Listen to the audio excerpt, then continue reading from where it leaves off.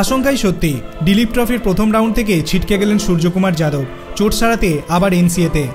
আশঙ্কাই সত্যি হলো, দিলীপ ট্রফির প্রথম রাউন্ডের ম্যাচে খেলতে পারবেন না সূর্যকুমার। বুচিবাবু প্রতিযোগিতা খেলতে গিয়ে যে চোট পেয়েছিলেন তা সারবে না সময়ের মধ্যে, তাই ঝুঁকি না নিয়ে প্রথম রাউন্ডে না খেলার সিদ্ধান্ত নিয়েছেন। আপাতত তিনি রয়েছেন জাতীয় ক্রিকেট একাডেমিতে। কোয়েম্বাটুরে বুচিবাবুর প্রতিযোগিতায় মুম্বাইয়ের হয়ে খেলতে নেমেছিলেন সূর্যকুমার। টিএনসির একাদশের বিরুদ্ধে ম্যাচের তৃতীয় দিন ফিল্ডিং করতে গিয়ে চোট পান তিনি। দ্বিতীয় ইনিংসে ব্যাট করতে পারেননি। আপাতত তাকে বিশ্রাম নিতে বলেছেন এনসিএর চিকিৎসকরা। কিছুদিন আগে সূর্যকুমার জানিয়েছিলেন তিনি টেস্ট দলে ফিরতে ইচ্ছুক। আগামী দিনে ভারত 10টি টেস্ট খেলবে, এই দলে জায়গা পেতে চেয়েছিলেন তিনি। কিন্তু এই চোট সূর্যের যে স্বপ্নে কিছুটা হলো জল ঢেলে দিল। প্রথম সারি প্রায় সব ক্রিকেটারই খেলবেন দিলীপ ট্রফির প্রথম রাউন্ডে। বাংলাদেশ সিরিজের দলও এই প্রতিযোগিতার পারফরমেন্স দেখে বেছে নেওয়া হবে। সূর্য না খেলায় বাংলাদেশের টেস্ট সিরিজে সুযোগ পাওয়া নিয়েও সমস্যা হতে পারে।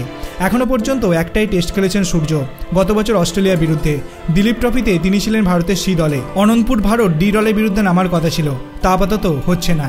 আপনার কি মনে হয়, টেস্ট ম্যাচগুলির আগে কি সত্যি সূর্যকুমার যাদবের চোট সেরে যাবে? আপনার অভিমত আপনি কমেন্ট সেকশনে জানাতে পারেন। ভিডিওটি ভালো লাগলে লাইক করবেন, চ্যানেলটিকে সাবস্ক্রাইব করতে ভুলবেন না। ধন্যবাদ।